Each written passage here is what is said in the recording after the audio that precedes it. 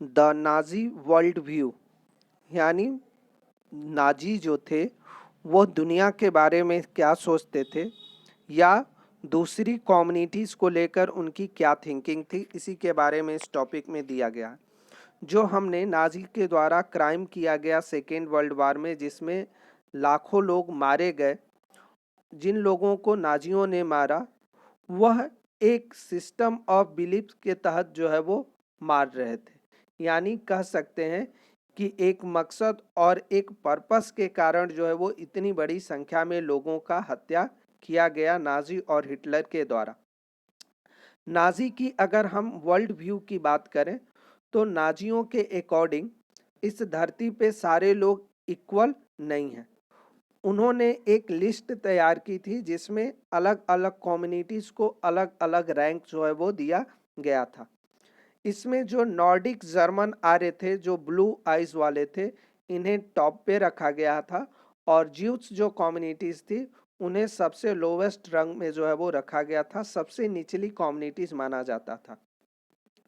यह बिलीफ था कि इस पूरी वर्ल्ड में, दुनिया में जो है वो केवल नॉर्डिक जर्मन आर्य को ही इस यूरोप में सरवाइव करने का अधिकार है, बाद बाकी दूसरी कम्युनिटीज को नहीं है।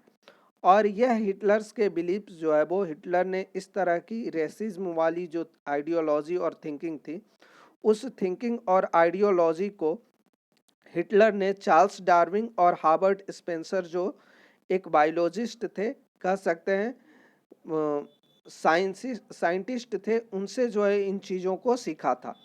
जैसे कि नेचुरल सिलेक्शन और हार्बर्ट स्पेंसर के द्वारा ऐड किया गया नेचुरल सिलेक्शंस में the idea of survival of fitness, यह जो है कॉन्सेप्ट को हिटलर जो है वो इंसानों पर आजमाना चाहता था और इंसानों पर आजमाता था।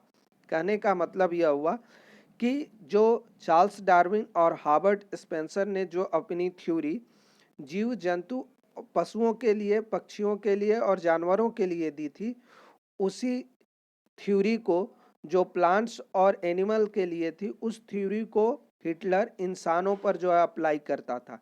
यानी हिटलर के अकॉर्डिंग इस पूरी कम्युनिटीज़ में जितने भी लिस्ट उनके द्वारा तैयार किए गए थे, उन सभी कम्युनिटीज़ में केवल नाजी ही जो है वो प्योर हैं, शुद्ध हैं, और बाद बाकी सारी कम्युनिटीज़ जो है वो सारे के सारे अनप्योर्ड हैं।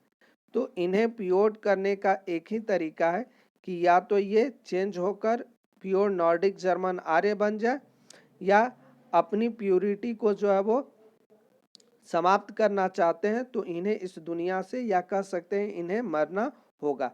इस तरह की आइडियोलॉजी और थिंकिंग जो थी वो हिटलर की थी। कहता है कि जो इस आइडियोलॉजी और थिंकिंग के तहत हिटलर काम कर रहा था, उसी के तहत बड़े पैमाने पर लोगों की हत्याएं जो है वो हिटलर्स के द्वारा की गई। इसीलिए हिटलर ने जो है वो उन सारे लोगों को बड़े पैमाने पे मारा और उनके देश से जो है वो निकाल दिया। उनके रिसोर्सेस को जो है वो अपने कब्जे में लेकर अपने लोगों के लिए, यानी दो बातें यहाँ पर हुई। इसका मतलब यह है कि हिटलर पहले कहता था कि जो सबसे ताकतवर होगा यानी पावरफुल होगा, वही व्यक्ति को इस धरती पे सरवाइव करने का हक है। ये ठीक उसी तरह की जैसे कि किसी भी जगह पे जब कई सारे लोग हैं तो जो ज़्यादा ताकतवर होगा वो सरवाइव करेगा, जीवेगा, और जिसके पास ताकत नहीं है वो उसे मरना ही होगा। एक तो कॉन्सेप्ट हिटलर का ये था। दूसरा था कि अपने लोगों के लिए, जो हिटलर के लोग थे, जर्मनी के लोग थे, उनके लिए जो है वो ज़्यादा से ज़्यादा कंट्री को जो है वो जीता जाए, और ज़्यादा से ज़्यादा कंट्री को विन करके अगर हम जर्मनी में मिला देंगे तो जर्मनी के लोगों के लिए रिसोर्सेज जो है वो बहुत ज़्यादा बढ़ जाएगा। इसी के अंतर्गत हिटलर ने जो है वो अपनी इस आइडियोलॉजी को आगे रखा, और इसी के तहत बड़े पैमाने पर जर्मनी में लोगों को मारा गया और उनके घरों से उन्हें निकाला गया।